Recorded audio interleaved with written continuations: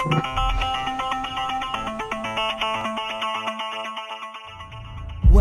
to the UAC.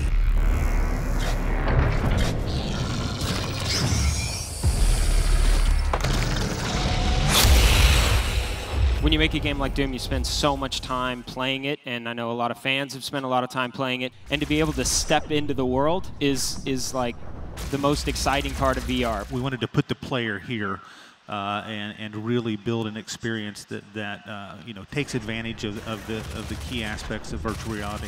This time you're a cybernetically enhanced member of the UAC. Marty, tell us what the setup is.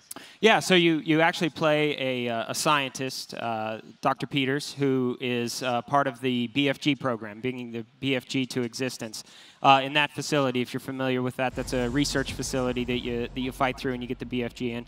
So the game starts there, and you're being killed as Dr. Peters, and have your consciousness transferred to kind of their backup computer system, and through the course of the game you get to transfer that consciousness to different kind of computer systems and technical vehicles. Most of the game is still about combat. We love combat. That's what Doom's all about. So you get to inhabit kind of this badass security robot that has all the guns and all the kind of killing power that you would hope a Doom game lets you wield. We wanted to specifically take advantage of some of the opportunities that you have in VR. Being the Doom Marine and the Doom Slayer is such a focused experience. The Doom Slayer, he doesn't fix stuff. He doesn't play an engineer. He doesn't pick locks. He doesn't hack things.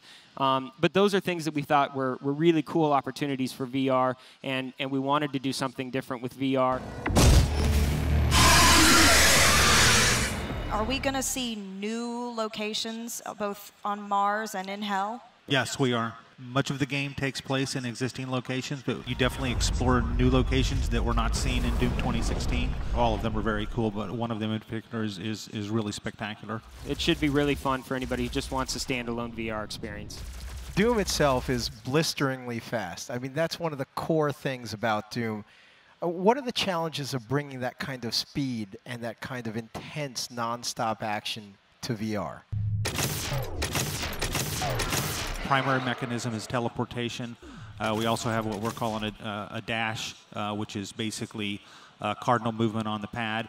But if you've watched the trailer for Doom VFR or you've played it in the demo booth, you see that the action is really fast because the teleportation isn't like a blink. It's, you know, we rush you through the world, and we play into that for the glory kills from Doom 2016. If you get a demon in stagger mode, you can actually snap your teleportation to him and you rush forward and telefragging, you know, a lot of good glorious jibs and blood.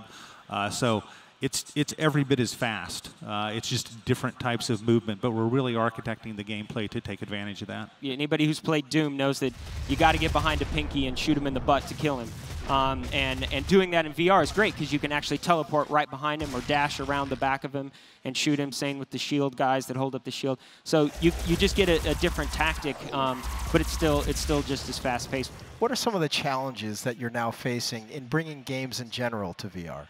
The number one problem I think people face is frame rate, because you need 90 hertz to really make a smooth experience. You know, luckily for us, IdTech is really well suited for that. It's frame rate. We have an uncompromising view on graphical quality. We're not going to compromise the look for VR. So there's a lot of work that goes into that. A lot of R&D into, again, movement and just general gameplay type things, and how technology kind of touches the whole experience. It's really fast-paced. I really encourage anybody, you know, who wants a fast-paced combat experience. They really need to look at Doom. It's going to be different than a lot of the stuff they play in VR. Everybody at it is just thrilled to be bringing Doom to VR.